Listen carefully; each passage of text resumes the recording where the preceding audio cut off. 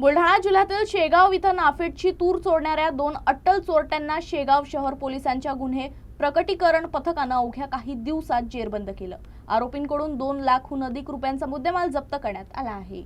शेगाव येथील व्यंकटेश नगर रहिवासी वैभव देशमुख यांनी शेगाव शहर पोलीस स्टेशनमध्ये तक्रार दिली होती। त्यानुसार 28 जूनला श्रीराम इस्टेट येथील गोडाऊनमधून अज्ञात चोरट्यांनी कुलूप तोडून आत प्रवेश केला। गोडाऊनमध्ये नाफेडनं खरेदी केलेले तुरीचे कट्टे ठेवले होते। चोरट्यांनी तिथून 8,800 रुपये प्रति क्विंटल दराची एकूण 1,14,400 रुपये किमतीची 13 क्विंटल तूर चोरून नेली। या प्रकरणी पोलिसांनी अज्ञात चोरट्यांविरुद्ध गुन्हा दाखल केला होता। घटनास्थळाच्या परिसरातील सीसीटीव्ही फुटेज तपासले असता चोरीची तूर घेऊन जाणारे एक संशयास्पद टाटा एस वाहन पोलिसांच्या नजरेस पडलं। तांत्रिक विश्लेषणाच्या आधारे पोलिसांनी या वाहनाचा शोध लावला। वाहनाचा ताबा आरोपी विजय अग्रवाल याच्याकडे होता। त्याला ताब्यात घेऊन पोलिसांनी पोलिसी खाक्या दाखवत त्याने गुन्ह्याची कबुली दिली। या चोरीत त्याला आरोपी शेख उमर शेख जमीर यानं मदत केल्याचं सांगितलं गेलं।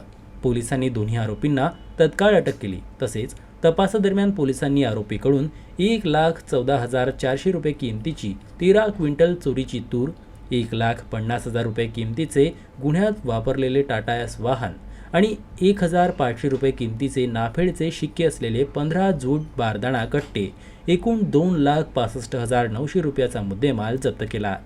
सदर फिर्यादीवरून पोलीस स्टेशनला गुन्हा दाखल करण्यात आला।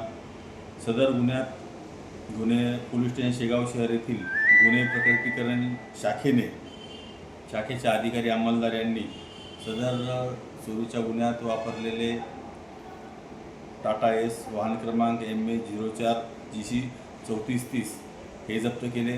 त्याचप्रमाणे यातील 2 आरोपींना अटक केलेली आहे आणि त्यांच्याकडून चोरीला गेलेला सर्व मुद्देमाल हस्तगत करण्यात आलेला आहे।